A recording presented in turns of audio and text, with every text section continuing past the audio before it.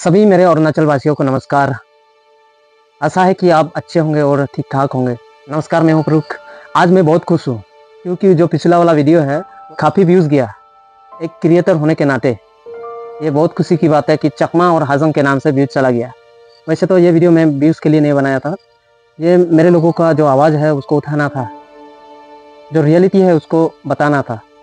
तो खैर, और इसी प्रकार बहुत सारे कंटेंट क्रिएटर या न्यूज़ मीडिया चैनल्स फ़ायदा उठा रहे हैं और साथ ही साथ इसे कई सालों से फ़ायदा उठाते आ रहा है। जो लीडर बनना चाहते हैं, जो लीडरशिप डेवलप करना चाहता है, वो चकमा हाजम का नाम बताओ और वो उसे एक लीडर के रूप में जाना जाता है। वाह, कितना अच्छी बात है। तो इसी प्रकार पॉलिटिकल हिस्से में भी इसको इस्तेमाल किया। हैरानी की बात तो ये है कि अपना फ़ायदा के लिए किसी और का बलि क्यों। खैर, जो पिछला वीडियो में मैंने बनाया वो काफ़ी व्यूज़ गया और उसमें बहुत सारे लोग कमेंट किया और जो समझते हैं यहाँ के लोकल लोग, वो लोग भी सपोर्ट किया। मैं देखा बहुत सारे लोग वीडियोस को लाइक किया, कमेंट किया, तो उसको आज डिस्कस करेंगे। जैसे बहुत सारे लोगों ने समझकर या समझना चाहता है वो लॉजिक लगाकर कमेंट दिया, और जो नहीं समझता है वो नफरत के भाव से क्या किया, कमेंट किया। वो हम एक प्रकार से कह सकते हैं एजुकेशन की कमी, उसके वजह से ये सब होता है। बल्कि ये दोनों पक्ष में हुआ है, हमारे कम्युनिटी और यहाँ के लोकल लोग। जब भी वीडियो पोस्ट करते हैं लोकल लोग बहुत सारे चीज़ बोलते हैं, रिफ्यूजी, इलीगल माइग्रेंट वगैरह वगैरह, तो हमारे लोग इसको सहन नहीं कर पाते हैं और वो लोग भी रिएक्ट करते हैं। और बल्कि रिएक्ट इसलिए करते हैं क्योंकि वो लोग भी नहीं समझते हैं, एजुकेटेड नहीं है, वो लोग कमेंट करते हैं। एजुकेटेड लोग ऐसा कमेंट नहीं करते हैं। यहाँ हम एक प्रकार से कह सकते हैं हेड स्पीच नहीं देते हैं, एब्यूज़ नहीं करते हैं, गाली गलौज नहीं करता है। गाली गलौज करता है जो नहीं समझता है, वो गुस्सा करता है भाई, तभी वो हेड स्पीच देता है। अरुणाचल में तो हमारे भाई बंधु के पास, हमारे अलावा बाकी कम्युनिटी के पास सब अपॉर्चुनिटीज़ है पढ़ने के लिए। अपॉर्चुनिटीज़ मिलने के बाद क्यों नहीं पढ़ते? पढ़ाई अच्छा चीज़ है, उसे नहीं छोड़ना चाहिए हमें। जितना हो सके, अब बुरा क्यों ना बन जाए, लेकिन पढ़ना नहीं छोड़ना है। और दूसरी बात, हमारी कम्युनिटी लोग क्यों अवेज करते हैं, हमारे कम्युनिटी के पास अपॉर्चुनिटीज़ नहीं है पढ़ने के लिए भी। जैसे मैं एक खुद एग्जांपल हूँ, अगर मुझे अपॉर्चुनिटीज़ मिलता, बल्कि मिला, मैं बीए ग्रेजुएट होने के बाद फिर मैं सेंट्रल यूनिवर्सिटी के लिए ट्राई किया, उसमें सिलेक्शन भी हो गया था, पर हमारे यहाँ के और हमें अपॉर्चुनिटीज़ नहीं दिया गया। बस एक इनकम सर्टिफिकेट की वजह से मैंने अपना करियर बर्बाद होते हुए देखा। और इसी प्रकार कितने सारे लोग बल्कि पढ़ ही नहीं पाते। हम जैसे तैसे अपॉर्चुनिटीज़ पाकर डिग्री किया था, पर सभी को कहाँ वो अपॉर्चुनिटीज़ मिलता है। हमारे लोगों को कोई कोई तो पढ़ ही नहीं पाता क्योंकि इतना गरीबी है, आप समझ नहीं पाओगे। और जो थोड़ा सा उससे ऊपर उठ चुका है, थोड़ा सा उठ चुका है, वो कहाँ तक पढ़ पाता है? जैसे तैसे 12th तक, जैसे तैसे ज़्यादा से ज़्यादा ग्रेजुएशन तक, उससे ज़्यादा नहीं। लेकिन हमारे अरुणाचल में तो ऐसा बहुत सारा अपॉर्चुनिटीज़ है। अब अगर सेंट्रल यूनिवर्सिटी के लिए तैयारी करते हैं तो आपको स्कॉलरशिप मिलता है, वो भी सरकार से, 1 रुपया खर्चा नहीं करना पड़ता है। इस प्रकार के आप एजुकेशन को ले सकते हो। क्यों नहीं पढ़ रहे हो? इसको कोई नहीं देखेगा, बस चकमा हाजम इशू को बढ़ा दो, हो गया। इसके ऊपर कोई नहीं बात करता एजुकेशन के बारे में। कितना लैगिंग है हमारे एजुकेशन सिस्टम अरुणाचल में। लोग कहाँ से कहाँ पहुँचे। इतना अपॉर्चुनिटीज़ पाने के बाद भी क्या हमारे अरुणाचल से कोई साइंटिस्ट है नेशनल लेवल पर या इंटरनेशनल लेवल पर? अगर एजुकेशन से देखें, बहुत कम ही ऐसे गिने चुने लोग हैं जो आगे बढ़े हैं और अपना नाम भी कमाया है। ऐसा बहुत कम है हमारे अरुणाचल में। हमें ये अपॉर्चुनिटीज़ दिया जाता तो हम कितना आगे बढ़ सकते थे, जो आप लोगों को बनना चाहिए। अभी कम से कम आप लोग फ़ायदा नहीं उठाना चाहते हो तो हमें वो अपॉर्चुनिटीज़ दो, हम आगे बढ़ेंगे। लेकिन नहीं, हमें भी नहीं बनना है खुद और बाकी को भी बनने नहीं देना है। इस प्रकार का सोच रखते हैं आप लोग। और मुझे तो कभी कभी मुझे भी हंसी आता है, मजाक लगता है ये, क्योंकि यहाँ के लोकल भी इसी प्रकार कमेंट करके जाता है मजाक से। तो इस वीडियो में हम कुछ बातें भी चर्चा करेंगे जो लॉजिक लगाकर सही में जानना चाहता है, लॉजिक लगाकर बताते हैं कि ऐसा क्यों नहीं, वैसा क्यों नहीं। तो कमेंट पे इसी प्रकार बहुत सारा सवाल आए, तो उसको थोड़ा सा देखेंगे कि सही में है क्या, कि आपका ब्लेम, कि आपका लॉजिक जायज़ है कि नहीं। तो सबसे पहले बहुत लोगों ने सवाल किया कि पॉपुलेशन हमारा इतना क्यों है, और ऐसे गलतफहमियां हैं कि क्या ही बताए। देखिए, पॉपुलेशन हम लोग जब आए थे, देखिए 1964 से लेकर 1969 तक जो भी सेटल हुए यहाँ पर, वो आंकड़ा लगभग 14,000 यानी 14,000 समथिंग चकमा लोग बसे थे यहाँ पर। उसके बाद वो तो बढ़ ही जाना था, क्योंकि एजुकेशन के कमी होने की वजह से लोग पॉपुलेशन ज़्यादा बढ़ते गया। जो चकमा लोगों का पॉपुलेशन कैसे बढ़ा, सवाल ये है। जैसे आप लोगों के कम्युनिटी का बड़ा पॉपुलेशन, 1964 का आंकड़ा था, अभी का आंकड़ा देखो, आप लोगों का कम्युनिटी में भी बढ़ चुका है। ये तो सभी के कम्युनिटी में ऐसा है। जो 1964 का देखो, अभी का देखो, अभी आपका बढ़ गया होगा, आपका भी, वो तो नेचुरल है। तो 47,000 ऐसा कुछ 2011 सेंसस के अनुसार इतना बढ़ गया है। और अभी का तो पता नहीं कितना बढ़ गया होगा, लेकिन अभी ज़्यादा नहीं बढ़ेगा मेरे ख्याल से, क्योंकि अभी थोड़ा पॉपुलेशन कंट्रोल हो रहा है, लोग जागरूक हो रहे हैं, थोड़ा मोड़ा एजुकेशन ले लिया है जैसे तैसे से लोग जागरूक हो रहे हैं। अब लोगों का इल्ज़ाम है कि 3 लाख 4 लाख, ऐसा कुछ नहीं है, ऐसा ज़्यादा नहीं होगा जो लोग बताते हैं। तो यह आंकड़ा अगर 2021 को कोविड नहीं होता तो ये पता चल जाता कि कितना आंकड़ा है। जब नेशनल सेंसस आएगा 2031 को, तब पता चलेगा कि आंकड़ा कितना है। तो आप लोगों का भी पता चलेगा, आप लोगों का भी बहुत ज़्यादा होगा, हर कम्युनिटी का, केवल हमारा कम्युनिटी की बात नहीं है, ये सभी का बढ़ गया है। तो आप ऐसा इल्ज़ाम नहीं लगा सकते कि ये इतना है, इसका इतना कैसे बढ़ गया। ये सभी का बढ़ गया है, केवल हमारा नहीं, पर्सनल मामला नहीं है। मैं ऐसा समझता हूँ। आप लोगों का क्या राय है आप बता सकते हो, ये मेरा राय है। आप थोड़ा लॉजिक लगा के सोचिए। और दूसरा रही बात चकमा रिफ्यूजी और तिब्बतियन रिफ्यूजी में क्या अंतर है। अगर चकमा रिफ्यूजी और तिब्बतियन रिफ्यूजी के अंतर को देखोगे, आकाश पाताल का फर्क है। देखो तिब्बतियन रिफ्यूजी कैसा है, उसका कैसा एग्रीमेंट है। देखो तिब्बतियन रिफ्यूजी की बात करें अगर, उनका एक देश है, उनका एक देश जो चाइना ने कब्जा किया, अभी चाइना के अंदर आता है तिब्बत जिसे कहते हैं। तो उसका जो होमलैंड है, वहाँ से चाइना कब्जा करने के बाद उसको भगा दिया है। जब तक उसका देश स्वाधीन नहीं होता या फ्रीडम नहीं होता, तब तक वो उसके देश में नहीं जाएंगे। तो ये उसका टेम्पररी है, ये बात सही है। और दूसरा, वो लोग लैंड क्यों इंक्रोचमेंट नहीं करते, उसका क्यों ज़रूरी है, उसका ज़रूरत ही नहीं उन लोगों का, क्योंकि उसके पास बहुत सारा फंड आता है, मिलियन रुपीज़ उन लोगों को फंड दिया जाता है रिफ्यूजी के अंतर्गत। और रही हमारा बात, हमें तो कोई कुछ सेंक्शन भी नहीं करता है, गवर्नमेंट 1 रुपया भी नहीं देता है। और साथ ही साथ हमारा और उसका बहुत फर्क है। देखिए हम लोग कैसे आए, जो डैम था सब पानी डुबो दिया, तो उसमें रहने के लिए जगह है नहीं, तो इसलिए यहाँ पर परमानेंट सेटलमेंट किया गया था, ना कि टेम्पोररी। तो बहुत सारे लोग टेम्पोररी सोचते हैं, टेम्पोररी नहीं था। और रही बात, जब चकमा लोग आए थे, अरुणाचल एक स्टेट नहीं बना था, पूरा वैकेंट था। जिस प्रकार बाकी सभी ट्राइब्स बाहर से आए थे, है ना, क्यों आए थे, वैकेंट लैंड था या किसी कल्टीवेशन के जरिए। आपके जो पूर्वज थे वो लोग भी आए थे। तो इसी प्रकार हम गवर्नमेंट के द्वारा आए थे, सरकार के द्वारा। तो हम लोग आने के बाद ही तो अरुणाचल बना है, तो यानी हम लोग भी अरुणाचल के हुए कि नहीं। देखिए वैकेंट लैंड यानी खाली जगह था, इसलिए हम लोग वहाँ पर बसे थे। अगर उस वक्त आपका ज़मीन होता तो आप लोग देते क्या, नहीं देते ना। और साथ ही हमारा पड़ोसी कौन थे, खमतीस और सिंहपो, वो लोग मिलजुल कर रहते थे, अच्छी तरीके से मिलजुल के रहा करते थे। अभी कैसे सवाल आ रहा है, अभी डर यह है कि कहीं हम लोग हमारे जो आसपास की ज़मीन ना हड़प ले, वो समस्या है ना।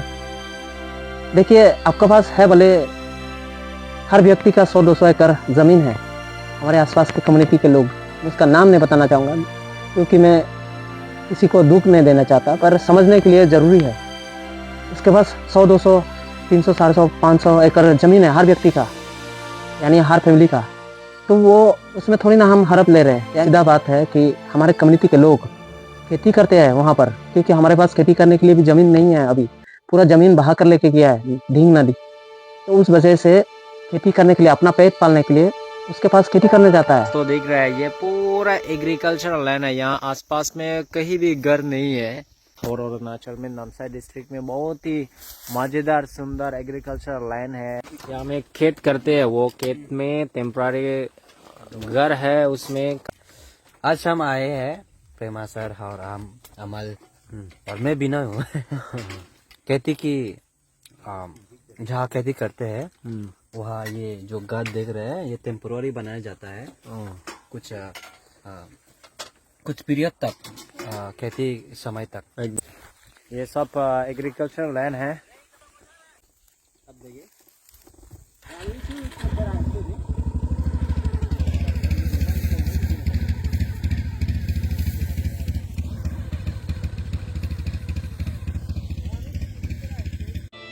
और खेती करने के बाद फिर वापस आता है घर अपना जहाँ पर सेटल है, बसा हुआ है, तो उसे इंक्रोचमेंट कहेंगे क्या, ये बताओ मुझे। तो ऐसा इल्ज़ाम आता है। तो इसी प्रकार तिब्बतियन और चकमा रिफ्यूजी में बहुत अंतर है। हमें कोई सेंशन नहीं देता है, अपॉर्चुनिटीज़ नहीं कुछ बनने की, कुछ करने की, उसके पास है अपॉर्चुनिटीज़। और वो और उसका अग्रीमेंट में जब उसका देश आज़ाद होगा वो लोग जाएंगे, क्योंकि वो उसका ज़मीन है। लेकिन हमारा ज़मीन तो सब डुबा दिया है, इसलिए तो यहाँ पर लाया गया है सेटलमेंट के साथ। अभी पानी है, कैसे वहाँ पर जाएंगे? ये कोई लॉजिक हुआ कि बांग्लादेश में जाओ, बांग्लादेश में जाओ? ये कोई लॉजिक हुआ? पानी में रहेंगे हम। और रही बात, हम लोगों ने नहीं आए थे, हमारे पूर्वज आए थे। हम ना तो बांग्लादेश कैसा है, लाल है या काला है, हम नहीं देखा। हम जब से आँख खुले हैं, जन्म हुए हैं, तभी से अरुणाचल को देख रहे हैं, अच्छा सांस ले रहे हैं। यहाँ पर हम लोग बसे हैं। ये किसी का ज़मीन नहीं है, ये वैकेंट लैंड था, तो वैकेंट लैंड पे बसाया गया है, ना कि किसी लोगों का ज़मीन। और जब आए थे तो कुछ लोगों ने भी ज़मीन दिया था, वो बात भी सही है। आसपास के जो कम्युनिटीज़ थे उन लोगों को अच्छा लगता था, क्योंकि उसका फ़ायदा क्या था, किसी का उसका ज़मीन है तो उसके ज़मीन का काम कौन करेगा? हमारे लोग ही करते हैं, एक लेबर की तरह। इसका जंगल काटना है, इसका ज़मीन का, तो कौन काटता है? हमारे लोग ही काटते हैं। क्यों काटते हैं? वो बोलता है इसलिए, वो जो लैंड ओनर है वो बोलता है इसलिए काटता है। और बहुत लोग ये भी इल्ज़ाम लगाते हैं हमारे लोग ज़मीन काटते हैं। किसी दिन मैं आप सभी को दिखाऊंगा कि हमारे गांव कैसा है। कभी आप लोग भी आइए। हम लोगों ने सब जगह प्लांटेशन करके रखा है। प्लांटेशन समझते हो ना? पूरा जंगल बना के रखा है, पूरा पेड़ लगाया है। और जो वैकेंट एरिया हमारे पास बचा हुआ है उसमें भी प्लांटेशन कर रहे हैं। देखिए, हम लोग भी बहुत ऑनेस्ट है और पीसफुल इंसान है। और साथ ही साथ हमारे यहाँ जो भी घूमने आएगा या घूमने आता है, हम उससे अच्छा से क्या करते हैं, खिलाते पिलाते हैं और हालचाल पूछते हैं हम। कभी आइए आप लोग भी घूमने, आपका जो विचार है, आपका जो थॉट है वो बदल जाएगा। सही में हम कैसे इंसान हैं, हमसे मिलिए। जो हमारे यहाँ आते हैं ईटानगर से या वगैरह से जो भी आते हैं, वो हम लोग कैसे हैं वो उसको पता है। और बहुत सारे लोगों का सवाल है कि जिस प्रकार त्रिपुरा में समस्या है चकमा कम्युनिटी को लेकर, यहाँ पे भी ऐसा होगा। मैं आपको बता दूँ, मैंने लगभग मणिपुर को छोड़कर पूरे नॉर्थ ईस्ट में साइकिल से इंडिया टूर किया। उसमें मैंने देखा खुद पर्सनली, बाकी जो त्रिपुरा में रहते हैं वो कम्युनिटी से मिलकर देखा।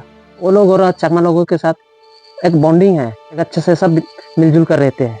ऊपर में कुछ लोग होते हैं ऐसे जो लीडर बनना चाहते हैं, जैसे यहाँ पर चकमा लोगों को बटा कर क्या करते हैं, उसको उसका फ़ायदा होता है। तो इसी प्रकार उधर में भी ऐसा है।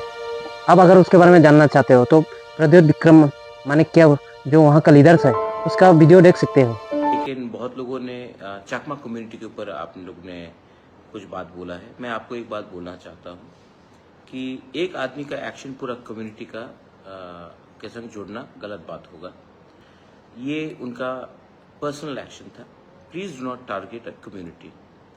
आज के दिन जब हमें एक होना है और हमें आगे बढ़ना है, आई थिंक दैट किसी को कि कोई जात को या कोई रिलीजन को ब्लेम करना हमारे लिए अच्छा नहीं होगा। It's not good for us.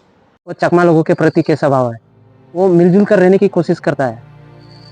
असल में हमारे जो नॉर्थ ईस्ट के ट्राइबल्स है, बल्कि अरुणाचल में नहीं, सभी में कुछ ना कुछ भेद है, यूनिटी नहीं रखते हैं।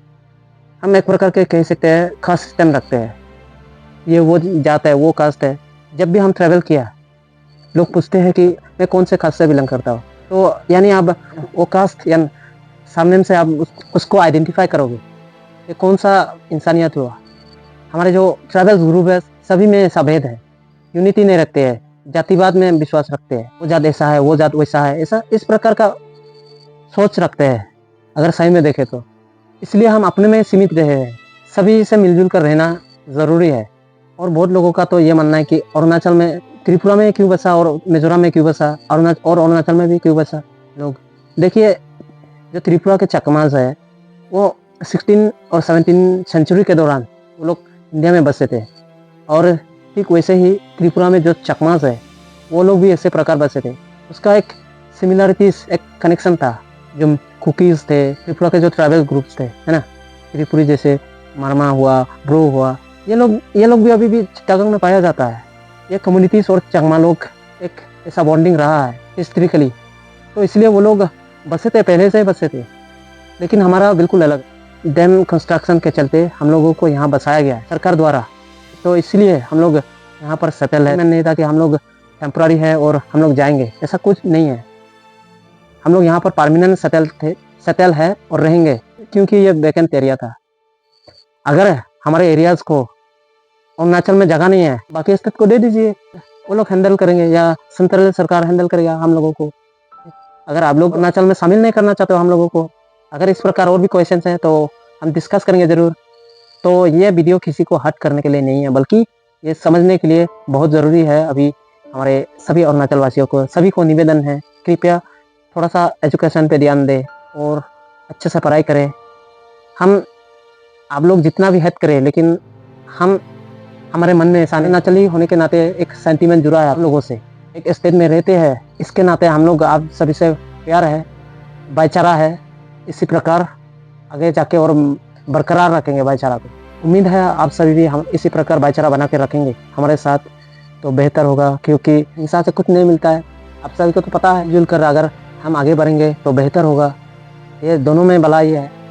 इसी टॉपिक को ना देखकर एजुकेशन को मुद्दा उठाओ। अगर हमारे पास अच्छा यूनिवर्सिटीज़ होते तो हमें बाहर जाने की ज़रूरत नहीं पड़ता, नौबत नहीं आता। हमारे स्टेट में मेडिकल फैसिलिटीज़ होता तो हमें असम जाने की ज़रूरत नहीं पड़ता। हमारे अरुणाचल के लोग कितना समस्या फेस कर रहे हैं मेडिकल को लेकर।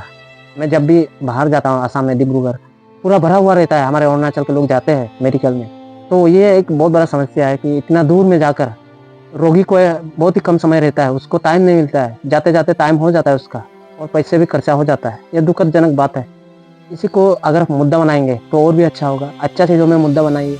चकमा हजंग को मुद्दा बनाकर कुछ नहीं मिलेगा, बस लीडर लोग ही अपना फ़ायदा उठाएगा। ये बात तो इतिहास बताएगा। अगर आप लोग पूरा टेन्योर को देखेंगे और क्या बना बाद में जाकर, अगर वो देखेंगे तो ये बात को आप ध्यान में रखिए और अच्छे से पढ़िए। ऐसा ना हो फिर ताकि आप लोगों को कोई बरका ना पाए। तो इस प्रकार आप खुद ही सोचिए। उम्मीद रहेगा इसी प्रकार बरकरार रहेगा हमारा भाईचारा, और हम मिलजुल के रहेंगे और कुछ अच्छा करने की कोशिश करेंगे। हमारे अरुणाचल के नाम को रोशन करने की कोशिश करेंगे। यदि वीडियो को अच्छा लगता है तो ज़्यादा से ज़्यादा लोगों तक शेयर कीजिए, कमेंट कीजिए कि क्या आपका राय है, मैं जानना चाहता हूँ। और इसी प्रकार मिलेंगे वीडियो में। यहीं पे वीडियो समाप्त करता हूँ। नमस्कार।